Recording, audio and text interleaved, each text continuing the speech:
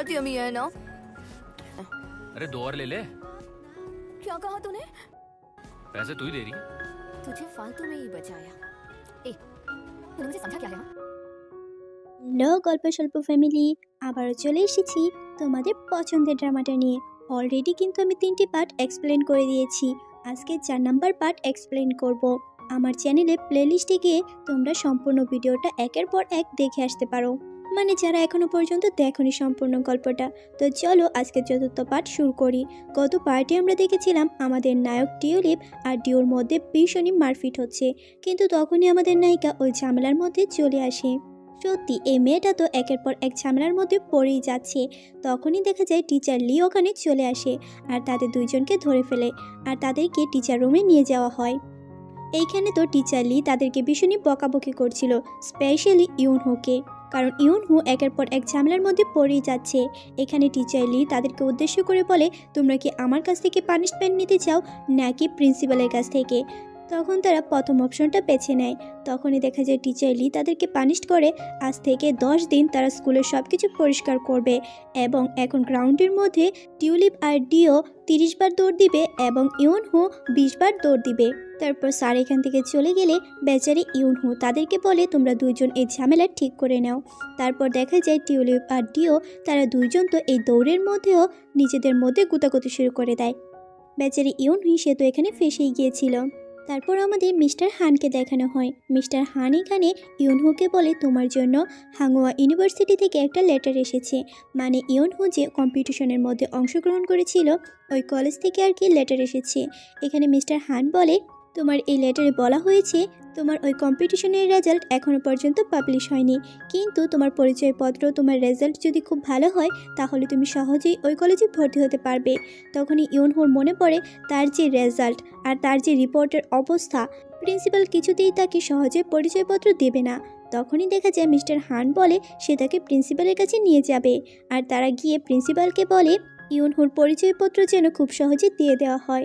তখন প্রিন্সিপাল তাদেরকে বলে, ইউনহু যদি ওই মিস্টার এক্সকে ধরে নিয়ে আসতে পারে তাহলেই শুধুমাত্র পরিচয়পত্র দেওয়া হবে।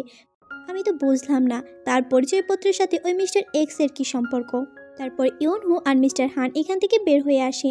মিস্টার হান এখানে ইউনহুকে বলে, তুমি চিন্তা করো না, আর তো 10 দিন রয়েছে, আমি যেভাবেই হোক তোমার ভালোভাবে পরিচয়পত্র তৈরি করার চেষ্টা করব। তারপরের সিনে আমরা দেখি টিচার লি ইউনহু, টিউলিপ আর ডিওকে নিয়ে হলরুমে দাঁড়িয়ে তাদেরকে লেকচার দিচ্ছে। তাদেরকে বলছে, তোমরা আজ থেকে এই হলরুমের সব কিছু তোমরাই পরিষ্কার করবে। এইবার তো ইউনহু বেচারি ভীষণই রাগ হচ্ছিল আর তাদের ওপর চিল্লাতে শুরু করে। তখনই দেখা যায় টিউলিপ ইউনহুকে বলে, তাড়াতাড়ি করে পরিষ্কার করা শুরু কর। এইদিকে আমরা মিস্টার হান আর ওই অফিসার মেয়েটিকে দেখতে পাই। ওই অফিসার মেয়েটি একটা ওয়্যার হাউস দেখতে পায় আর সে মিস্টার হানকে জিজ্ঞেস করে ওই ওয়্যার হাউসের চাবি কোথায়। তখন মিস্টার হান বলে, হয়তো অফিসের মধ্যে রয়েছে। তখনই অফিসারের মনে হয় হয়তো এই ওয়্যার হাউসের মধ্যে কেউ একজন লুকিয়ে থাকে, কারণ এটা পুরাতন, এখানে কেউ যায়ও না আসেও না। তারপর আমরা টিউলিপ আর আমাদের নায়িকাকে দেখতে পাই। আমাদের নায়িকা স্কুল শেষ করে যখন বাসায় যাচ্ছিল তখনই টিউলিপ খেয়াল করে ইউনহুর হাতের মধ্যে কিছুটা কেটে গিয়েছে। তখন টিউলিপ বলে, আরে তোর হাতের মধ্যে তো কেটে গিয়েছে। তখনই টিউলিপ তার ব্যাগ থেকে কিছু ওষুধপত্র আর ব্যান্ডেজ বের করে তাকে দেয়। তখন ইউনহু বলে, তুই কবে থেকে এইসব কিছু তার ব্যাগের মধ্যে রাখা শুরু করেছিস? তখন টিউলিপ বলে, আমার একজন ফ্রেন্ড ছিল যে এইসব কিছু আমাকে দিয়েছিল, কারণ আমি তো বাইক রাইড করি, যে কোনো সময় দুর্ঘটনা হতেই পারে, দুর্ঘটনাতে যাতে এটা কাজে লাগে তাই সে আমাকে দিয়েছিল। টিউলিপ তারপর এখান থেকে চলে যায়। তারপর আমরা ইউনহু আর সারাংকে দেখি একটা ক্যাফের মধ্যে। এখানে ইউনহু তো সারাংকে জিজ্ঞেস করছিল টিউলিপের ওই ফ্রেন্ডরা কে যে দুর্ঘটনায় মারা গিয়েছে। ডিউ আর টিউলিপের বন্ধুত্ব কী যেন ভেঙে গিয়েছে। তখনই সারাং বলতে শুরু করে, ডিউ, টিউলিপ এবং আরেকজন ছেলে, তারা 3 জন খুব ভালো বন্ধু ছিল, কিন্তু হঠাৎ করে একদিন একটা বাসের সাথে তাদের বাইকের অ্যাক্সিডেন্ট হয়, যার কারণে ওই ছেলেটা মারা যায়। আর আমরা এখানে জানতে পারি ইউনহুরও কিনা বাস অ্যাক্সিডেন্ট হয়েছিল আর ওই একই দিনে। তখন সারাং আরও বলে টিউলিপের ওই বন্ধুটা মারা গিয়েছিল। তখন টিউলিপ তার বাবাকে ফোন করে বলে যে তার বন্ধু মারা গিয়েছে আর তাদের বাইক অ্যাক্সিডেন্ট হয়েছে, কিন্তু তার বাবা তাকে বলেছিল এখান থেকে চলে আসার জন্য। তার বাবার লোকেরা তাকে এখান থেকে নিয়ে গিয়েছিল, কিন্তু ওই বন্ধুটা যে মারা গিয়েছিল তার উপর সকল দোষ চাপিয়ে দেওয়া হয়েছিল অ্যাক্সিডেন্টের। তারপর ডিউ যখন এখানে আসে তখন সে জানতে পারে তার বন্ধু মারা গিয়েছে আর তার উপর সকল দোষ চাপিয়ে দেওয়া হয়েছিল। আর এইখান থেকে তাদের দুইজনের বন্ধুত্ব শেষ হয়ে যায়। তারপর ইউনহু বাসায় এসে ওই দিনের অ্যাক্সিডেন্টের বিভিন্ন খবরাখবর নিতে চায়, কিন্তু দেখতে পায় ওই দিনের অ্যাক্সিডেন্টের মধ্যে কোথাও টিউলিপের কথা বলা হয়নি। এইদিকে আমরা ডিউকে দেখি তার বাসায়, আর তার বাসার মধ্যেও ওই তিনজনের ফটো ছিল। দেখা যায় এখানে টিউলিপের ফটোটা ঢেকে রাখা হয়েছে, মানে তাদের দুইজনের বন্ধুত্ব যে ভেঙে গিয়েছে তা পুরোপুরি বোঝা যায়। তো তার পরের সিনে আমরা দেখতে পাই ইউনহু, টিউলিপ আর ডিও তারা সায়েন্স রুম পরিষ্কার করছিল। তখনই এখানে ইউনহু ডিওকে উদ্দেশ্য করে বলে, আমি আর ওই এক্সের পিছনে ঘুরবো না। আমার মনে হয় মিস্টার এক্স নিজে থেকেই ধরা দেবে। আমার তো মনে হয় মিস্টার এক্সের উচিত প্রিন্সিপালের উপর কোনো একটা প্রতিশোধ নেওয়া, কারণ প্রিন্সিপাল আমাদের সাথে যে রিপোর্ট খেলাটা খেলছে সেটা বন্ধ করা উচিত। এখানে ইউনহু তো ডিওকে ইচ্ছে করে এইসব কথা বলছিল, কারণ সে মনে করছিল ডিওই হচ্ছে ওই মিস্টার এক্স। তারপর আমরা ইউনহুকে তার ক্লাসরুমের ভিতর দেখতে পাই। ইউনহু তার ক্লাস শেষ করে সে যখন তার লকার খুলে দেখতে পায় ওখানে তার স্কেচবুকটি রয়েছে। সে তো বিশ্বাসই করতে পারছে না কি এই ভূতের মতন এসে তার লকারের মধ্যে এইসব কিছু রাখছে। তারপরে আমরা দেখতে পাই স্কুলে আবারও কিনা ওই রিপোর্ট নোটিশ টাঙানো হয়েছে। এইবারও তো আমাদের নায়িকার পয়েন্ট সবার উপরে ছিল। তারপর আমরা ইউনহু আর সারাংকে দেখতে পাই, তারা দুইজন মিস্টার এক্সকে নিয়ে আলোচনা করছিল। তখনই ইউনহুর মা বলে তাদের একটা চিকেনের অর্ডার এসেছে, ইউনহু চাইলে এই অর্ডারটা দিয়ে আসতে পারে। তখনই দেখা যায় ইউনহু তার সাইকেল নিয়ে চিকেনটা নিয়ে যায় ডেলিভারি করার জন্য। আর এইদিকে আমরা ডিওর মাকে দেখতে পাই। এখানে ডিওর মা একটা রেন্ট বাড়িতে থাকতো, আর ওই বাড়ির মালিক কিনা টাকা চাইছিল, কারণ তারা অনেক মাস ধরেই টাকা দিচ্ছিল না। তখনই দেখা যায় ডিও ওখানে চলে আসে, আর তাদের মধ্যে বিশাল ঝামেলা শুরু হয়। আর এখানেই আমরা ইউনহুকে দেখতে পাই, কারণ এইখান থেকেই অর্ডার করা হয়েছিল। বেচারি ডিউ আর ইউনহু তো একটা অকওয়ার্ড সিচুয়েশনে পড়ে যায়। তখন ডিউ আর ইউনহু বাইরে এসে কথা বলতে থাকে, মানে তারা নিজেদের সুখ দুঃখ আলোচনা করছিল। তখনই দেখা যায় ডিউর গার্লফ্রেন্ড সে কিনা ওখানেই বাস থেকে নামে।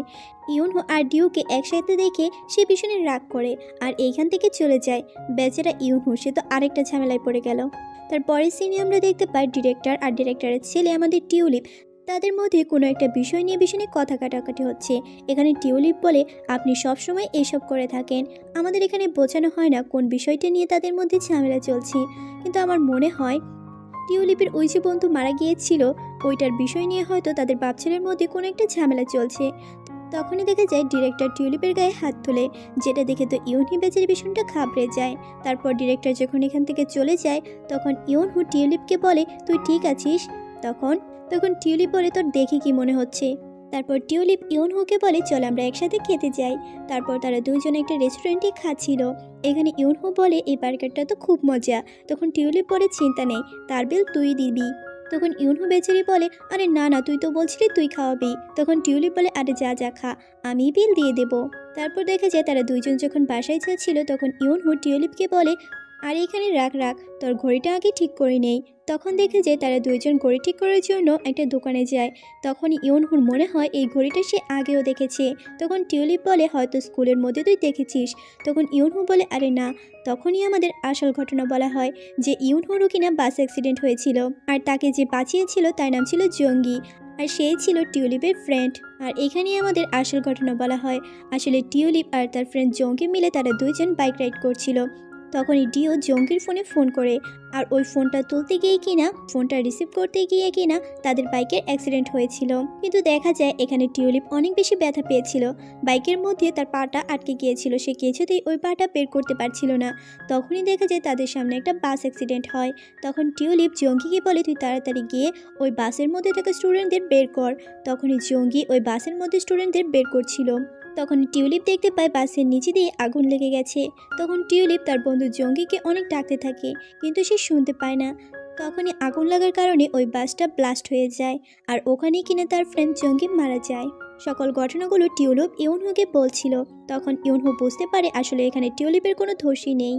তারপরের সিনে আমরা মিস্টার হানকে দেখি ক্লাস নিতে। এখানে মিস্টার হান সকল স্টুডেন্টদের উদ্দেশ্য করে বলে, তোমাদের মধ্যে এই যে রিপোর্ট খেলাটা চলছে তার মধ্যে দিয়ে তোমাদের মধ্যে থাকা বন্ডিংটা নষ্ট হচ্ছে।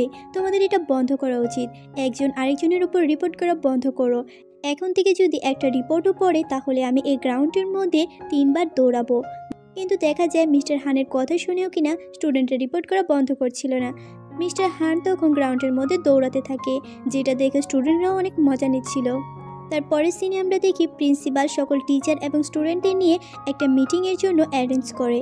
এখানে দেখা যায় যে সকল স্টুডেন্টদের মধ্যে বেশি রিপোর্ট এসেছে তাদেরকে আলাদা করে সাইডে আনা হয়। এখানে 10 জন স্টুডেন্টের নাম বলা হয় আর তাদেরকে আলাদা করে মার্ক করা হয়।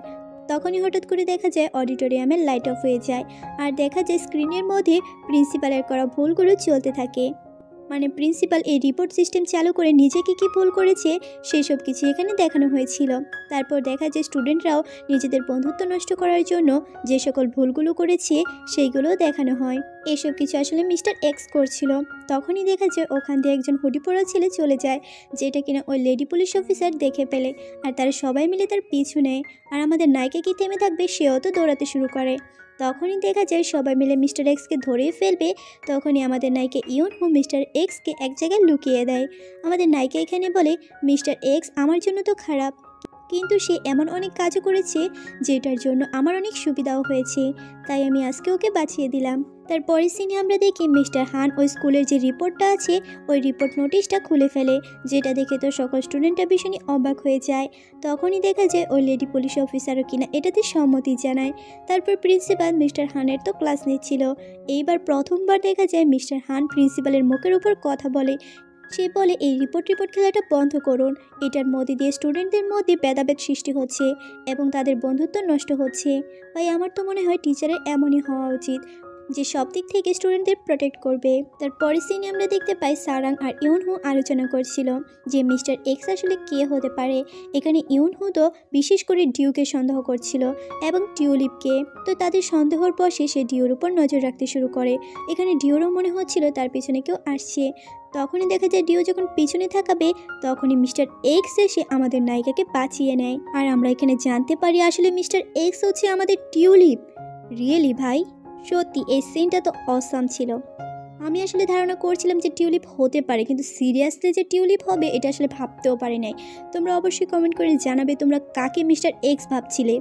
আর এখানেই চতুর্থ পর্বটা শেষ হয়ে যায়। যারা আগের পর্বগুলো দেখোনি তারা অবশ্যই প্লেলিস্টে গিয়ে দেখে আসবে। টাটা।